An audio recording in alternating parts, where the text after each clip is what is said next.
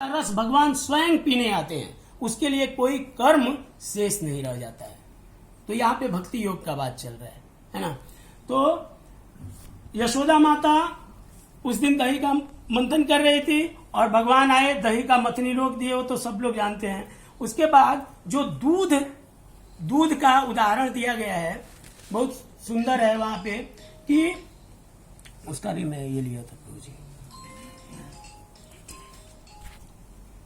यहां पे लिखा है कि भगवान ने सोचा यद्यपि मैं पूर्ण काम हूं, भगवान के पास कोई काम की आसक्ति नहीं है, फिर भी मैं भक्त के हृदय का रस, मतलब भक्ति रस और दुग्ध दोनों का बात चल रहा है, पान करने की इच्छा रखता हूं। इसी तथ्य को स्पष्ट करने के लिए भगवान स्तन काम हो गए, मतलब भगवान यशोदा माता का स्तन पान करने लगे।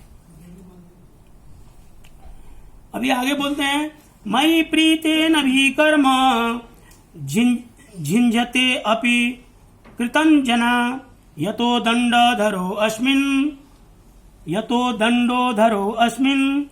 त्रहमेव त्यबोधयत। बोलते हैं मयि प्रीते न भी कर्म, अगर जो मेरे से प्रीति लगा लेता है।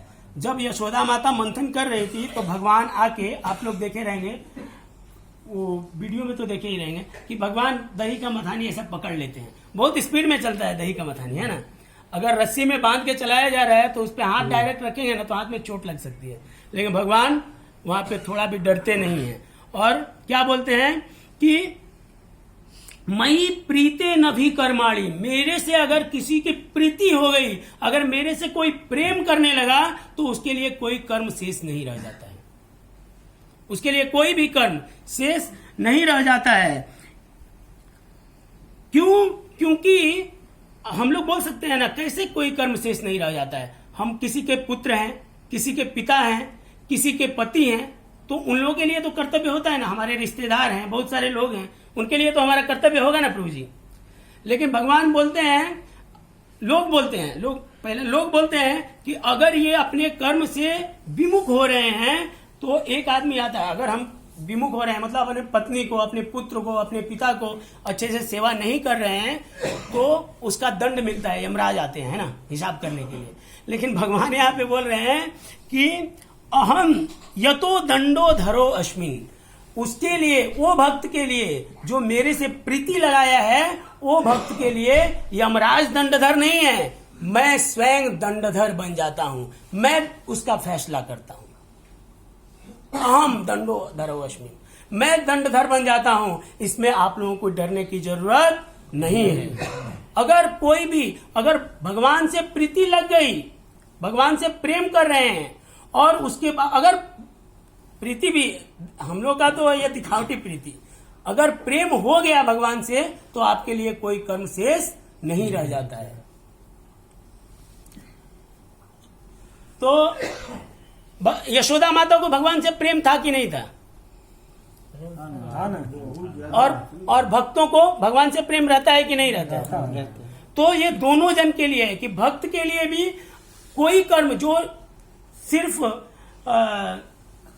भगवान के प्रति समर्पित है, उनके लिए दूसरा कर्म नहीं रह जाता है, और दूसरा यशोदा माता के लिए भी दूसरा कोई कर्म नहीं है, क्योंकि भगवान स्वयं दंडधर बन जाते हैं वहां पे। ठीक है। उसके बाद जैसे हम लोग को कथा के बारे में जानते हैं कि एक आदमी है जो आत्महत्या करने का विफल प्रयास करता है, दूध। तो पहले मैं भी सुना था तो ऐसा सोचता था कि दूध अगर गिर रहा है तो इसमें आत्महत्या का क्या बात है। दूध अगर चूल्हा पे रखा हुआ है और गिर रहा है नीचे, तो इसमें आत्महत्या वाला बात कहाँ आता है? दूध का स्वभाव है, गर्म होगा, उबलेगा, नीचे गिरेगा। जैसे उपमा नहीं, उसी का बात चर्चा चल रहा है कि अभी एक आदमी आत्महत्या करने का विफल प्रयास करने वाला है। वो किसके बारे में बात हो रहा है? दूध के बारे में। तो हम लोग सोच सकते हैं ना कि दूध कैसे आत्महत्या कर सकता है। लेकिन हम लोग अभी जो दामोदर आरती किए, इसमें नीचे का जो आठवां श्लोक है, उसमें हम लोग बोलते हैं, नमस्तस्तु दाम्ने स्फृति दीप्त धामने तदीय दरायश विश्वस धामने। बोलते हैं ना कि दाम मतलब क्या होता है? रस्सी। मैं भगवान के कमर में लगी रस्सी को प्रणाम करता हूं, तो रस्सी भी तो जड़ वस्तु है प्रभु जी, रस्सी भी तो जड़ वस्तु है ना, तो रस्सी को क्यों प्रणाम करते हैं हम लोग? भगवान से क्योंकि जो भगवान के पास जो चीज व्याप्त है वो भौतिक नहीं है, वो आध्यात्मिक है, और उसमें वो जड़ वस्तु नहीं है, वो चेतन वस्तु है। इसके लिए तो रस्सी 2 उंगली कम और ज्यादा हो रही थी, कभी भी भगवान बंध नहीं पा रहे थे। तो वो जड़ वस्तु नहीं रह जाती है, वो क्या हो जाती है? चेतन वस्तु, उसकी चेतना काम करती है। इसके लिए हम लोग भगवान के रस्सी को भी प्रणाम करते हैं ना। तो वहां पे बता रहे हैं कि दूध, कोई भी भक्त क्या सोचता है, अगर एक भक्त, 2 भक्त हैं, एक ही गुरु के 2 शिष्य हैं, और एक थोड़ा आगे बढ़ेगा ना तो दूसरे को जलिस फील होता है, अरे ये कैसे आगे बढ़ा। ये हर चीज में हम लोग देख सकते हैं। तो वहां पे भी ये गुण लागू हो रहा है कि यशोदा माता का स्तनपान भगवान जब करने लगे तो वो दूध को लगा कि मैं तो भगवान के लिए, मैं तो भगवान की तृप्ति के लिए गर्म हो रहा हूं, और अब भगवान अगर तृप्त हो जाएंगे यशोदा माता के दूध से तो हमको नहीं पाएंगे। इसके लिए दूध क्या कर रहा था? आत्महत्या कर रहा था।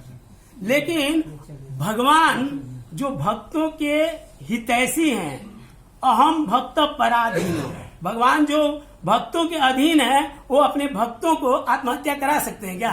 नहीं। इसके लिए तुरंत यशोदा माता का ध्यान उस दूध के ऊपर डाल दिए। ठीक है। और फिर यशोदा माता गई और कृष्ण को क्रोध आया। उसके बाद से तो लीला पूरा मटका उटका तोड़े हैं, सब लोग जानते हैं। समय नहीं है प्रभु जी, नहीं तो आगे हम लोग। हरे कृष्ण। कैसे गिरे लगा? दूध तो दूसरा का गुलाम बा, दूध तो दूसरा का गुलाम बनू। किसका गुलाम है? दूध अपना मैंने तो गई नहीं कहूँ, अपना मैंने गई सही है प्रभु जी, लेकिन अपने मन से नहीं गया है दूध, अपने मन से नहीं गया। गुलाम दूसरा का दिन हो गया जी। लेकिन उसको गर्म क्यों किया जा रहा था? उसको चूल्हे में अपना तो गई जी। ठीक है, एक सेकंड रुकिए। आप भी रखे हैं ना, दूध नहीं गए ना।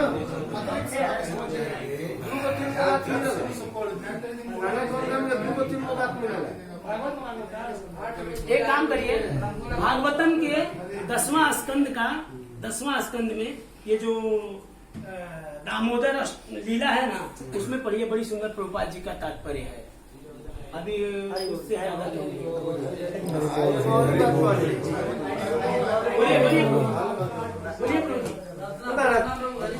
फायदा कर। हरे कृष्णा, बोलिए प्रभु जी। वही ना प्रभु जी। कहने है कि जसोदा में भक्त रहने, हमने के भक्त नहीं जाए, हम क्या करिए? हमने कब जसोदा में बने की नौकरी छोड़ के चले जाए, नौकरी करिए, बिल्कुल नौकरी करिए प्रभु जी। भक्त क्या करें? तो यहाँ पे बोलिए, अगर वो काम करते